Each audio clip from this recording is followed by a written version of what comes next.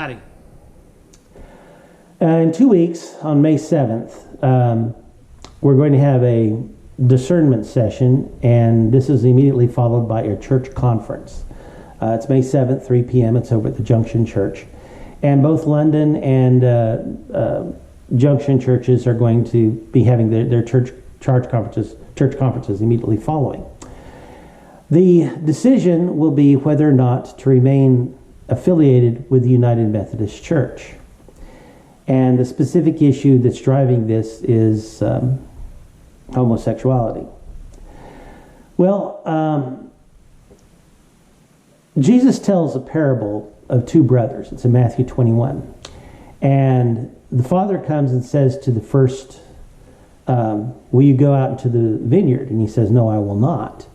But he relents, and then he goes out and works in the vineyard anyway. The second son, the father asks, will you go work in the vineyard? He says, yes, I will. But then he doesn't.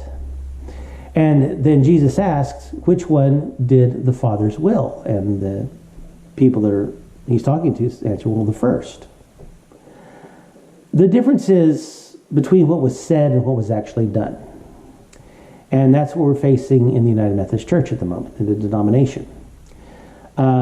The words are that we find homosexual behavior to be incompatible with the gospel of Jesus Christ. However, in 2016, the church appointed a gay bishop. They did again this year, a second one. The first one's Karen Oliveto, the next one is Cedric Bridgeforth. And even in our own conference, if you'll go to St. Mark's in Austin, their webpage, you'll see that we have a gay pastor here in our own conference. The actions are not matching the words. And so, it's not that the words have changed yet. They keep trying to change them. There's been 3 votes since 2012 where the change has always been rejected, but hasn't seemed to make much of a difference. So the question is, what do you believe? What do you think is the will of God?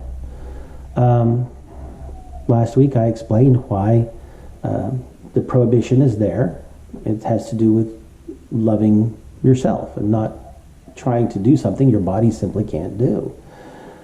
But this is a decision that will be facing us. And it's not a pleasant thing. It's not something that we're looking forward to. Remember that it's really not going to change the two churches. We don't really see the denomination except when it comes to the appointing of pastors and in the reports that we see at the end of the year, that we have to do at the end of the year. So it's not going to change these two churches, whichever way we go. It's the question for the future. And the denomination not doing what it said, what the words say, the actions not matching the words. And the doubt as to whether, if they're not matching the words now, what's going to happen next. Thanks for listening. Adios.